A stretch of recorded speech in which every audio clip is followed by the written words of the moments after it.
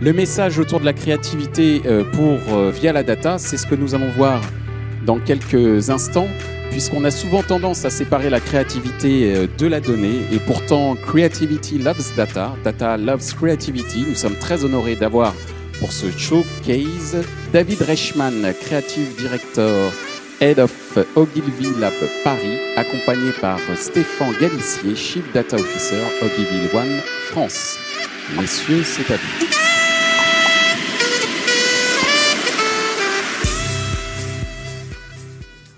Donc bonjour, je suis donc David Reichmann, directeur de création. Je vais vous parler de Creativity Loves Data chez Ogilvy.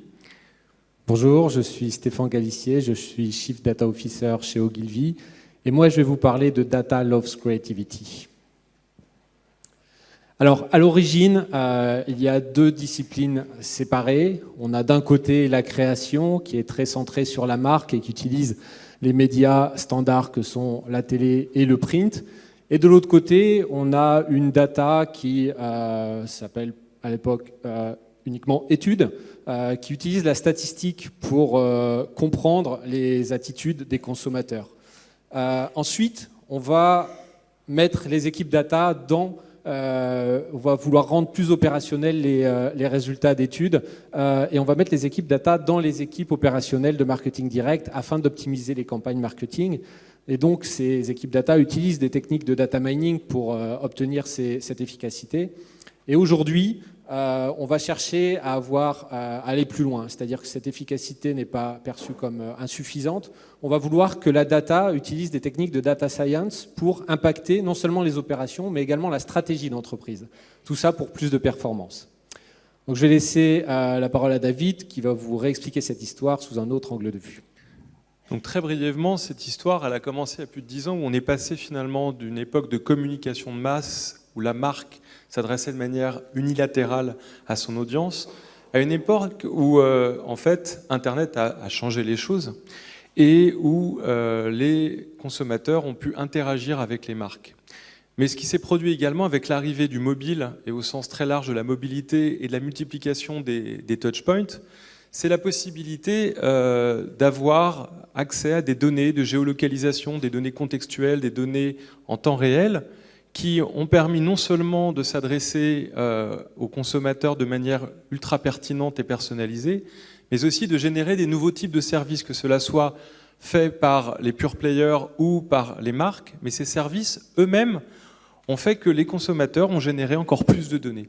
Ce que je vous raconte ici en définitive, c'est qu'il y a eu un phénomène véritable d'inflation de données ces dernières années, qui a généré un monstre qu'on a appelé le monstre Big Data. Ce monstre-là, il a impacté d'une manière durable et profonde, et on n'en a pas encore complètement mesuré l'impact aujourd'hui, nos deux secteurs qui sont d'une part la création et d'autre part le monde de la data. Du point de vue de la création, c'est notre culture d'abord qui a été impactée. Nos vies ont changé parce qu'elles sont quantifiées aujourd'hui. Il y a de plus en plus de data qui est présente, que cela soit sur les réseaux sociaux, dans la façon avec laquelle nous avons aujourd'hui des relations amoureuses, ou encore la façon avec laquelle nous utilisons et nous interagissons avec des objets au quotidien, dans le contexte de la santé ou du sport, ou même dans notre ville. Dans le paysage environnant, il y a des milliards de data qui circulent, on n'en est pas conscient, que cela touche à l'urbanisme, au bancaire, au transport. Tout ça contribue à changer complètement le paysage de notre culture. Et on peut se poser cette question, qu'est-ce que, d'un point de vue de la création, on peut apporter, comment on peut tirer parti de ce phénomène qui est en train de se mettre en place ? Alors du côté de la data, même constat qu'on a un petit peu subi l'arrivée de ces nouvelles données. Par contre, on en a compris tout de suite toute la valeur, la pertinence. Ces données, au-delà de juste des données d'achat, vont retracer le comportement du consommateur. Et ça, c'est porteur de nouvelles connaissances, de nouveaux insights. Et donc, c'est très important pour nous.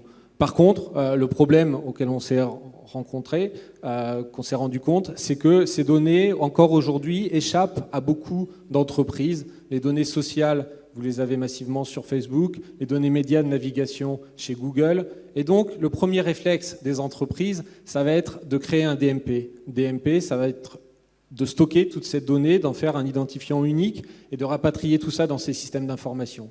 Quelque part, pour les entreprises, c'est une manière de domestiquer ce monstre Big Data. Mais au-delà du stockage, la question, c'est pourquoi faire ?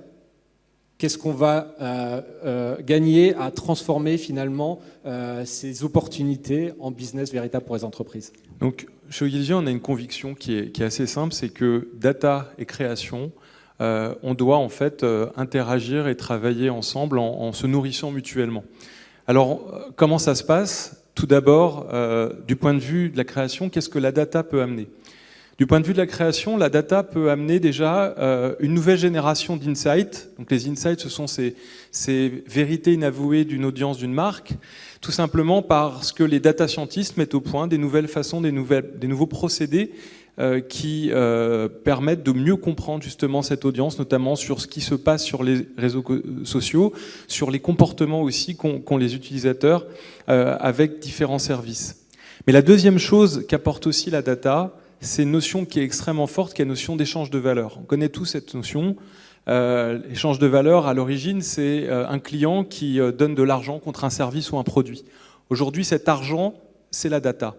Et d'un point de vue de ce qui est en train de se passer avec l'apport de la data à la création, elle permet de faire qu'une marque, lorsque l'utilisateur lui consent certaines données, lorsqu'il veut lui fournir des données, eh bien la marque redonne quelque chose en contrepartie qui est un service. Et donc, cette nouvelle notion nous permet de faire une création plus utile. D'un autre côté, la création apporte deux choses essentielles à la data. La première, avec sa capacité de créer de l'émotion, va permettre de rapporter beaucoup plus de surprises. Et la surprise, c'est quelque chose qu'on a un peu perdu en usant et parfois en abusant d'hyper-personnalisation. Je pense qu'on a tous en tête le côté un peu irritant du retargeting lorsqu'il est mal maîtrisé, du trigger marketing qui nous échappe quand on laisse la main trop au client sans en maîtriser la gestion de la pression. Eh bien, cette création, elle va nous amener la surprise qu'on va perdre dans une relation qui, trop automatisée, en fait, perd de sa valeur sur le long terme.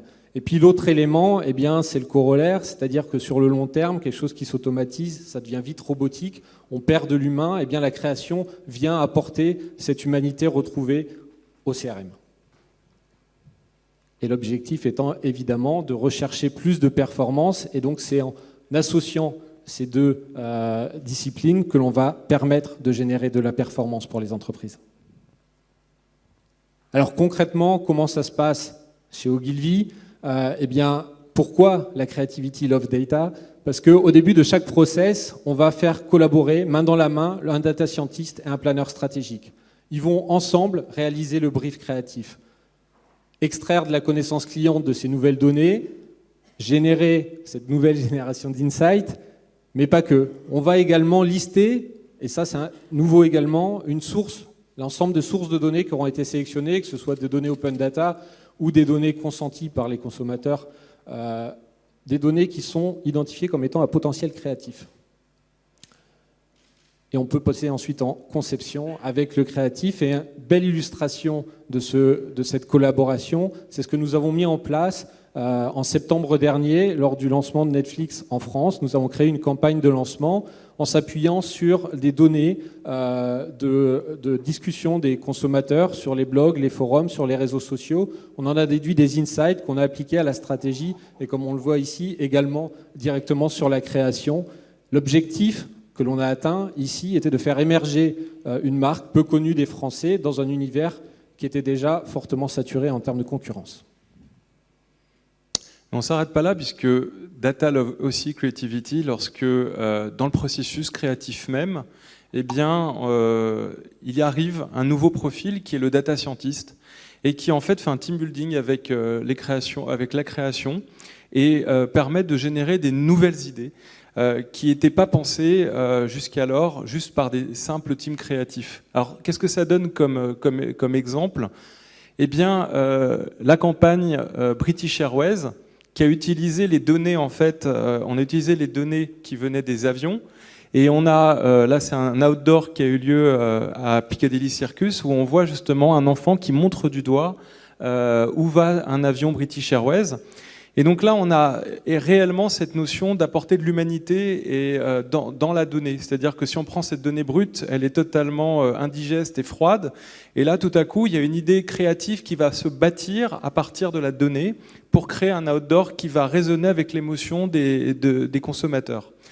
Un autre exemple qui, lui, unifie bien ces deux éléments, c'est Babola, qui était la première raquette connectée du marché.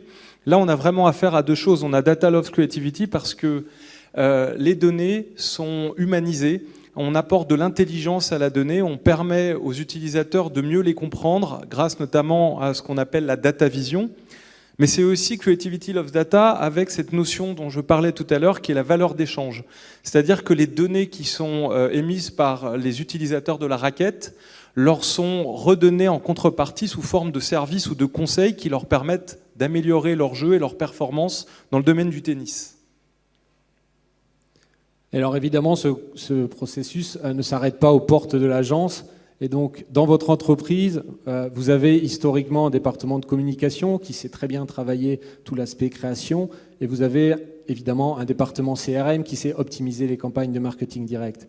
Eh bien, si on devait faire un vœu pour 2016, ça serait d'injecter un peu plus de data dans la partie communication et pour obtenir des campagnes plus performantes.